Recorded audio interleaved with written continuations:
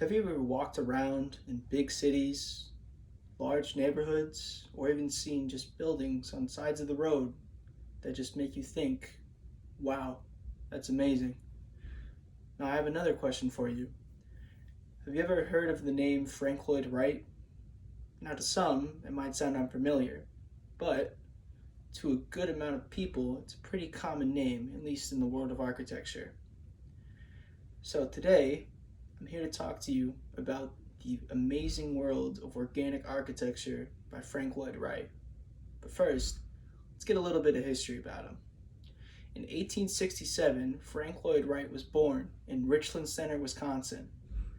His mother was a teacher, and his father was a lawyer and a minister.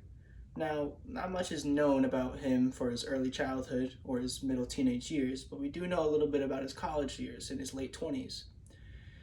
Frank Lloyd Wright attended the University of Wisconsin for a degree in mechanical engineering, but in 1886, after 4 semesters at the college, he decided to drop out and start working for Chicago-based architect Lyman Silsby.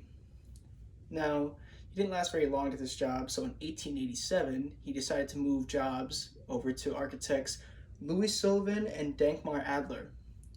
Now, just like the last job, this one didn't last very long, but for a different reason. He was caught by Louis Sullivan for moonlighting houses. And if you don't know what moonlighting is, it's basically when you work one job and you decide to work a side or a second job during your primary hours of your said first job. Louis Sullivan did not take very kindly to this and decided to fire Frank Lloyd Wright. Shortly after, in 1893, he decided that he would open up his own firm and office. The opening of this office was the start to something much greater and better than he could have ever imagined, his own style. Wright's philosophy of organic architecture is when a building should develop out of its natural surroundings. So he thought that whenever you make a building, it should be more nature-based than anything else.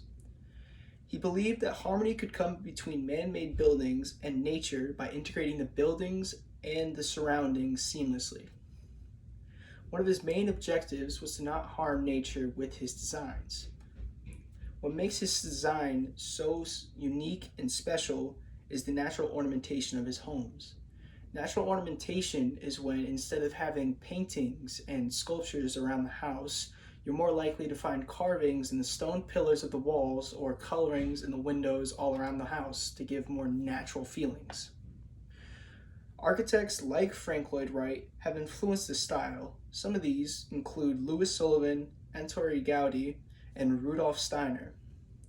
The beginning of this style has shaped the world of architecture more than you could ever imagine.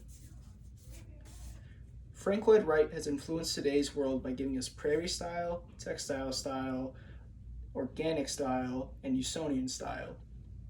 He introduced ideas like low-pitched roofs and open floor plans to give a more open feel, and he decided to move the world of architecture out of the closed and tight-fitting Victorian era into the more modern era of architecture that we see today.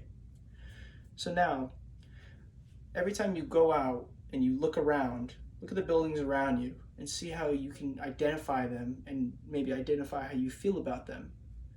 So I hope you all learned something very helpful or just interesting about the world of organic architecture.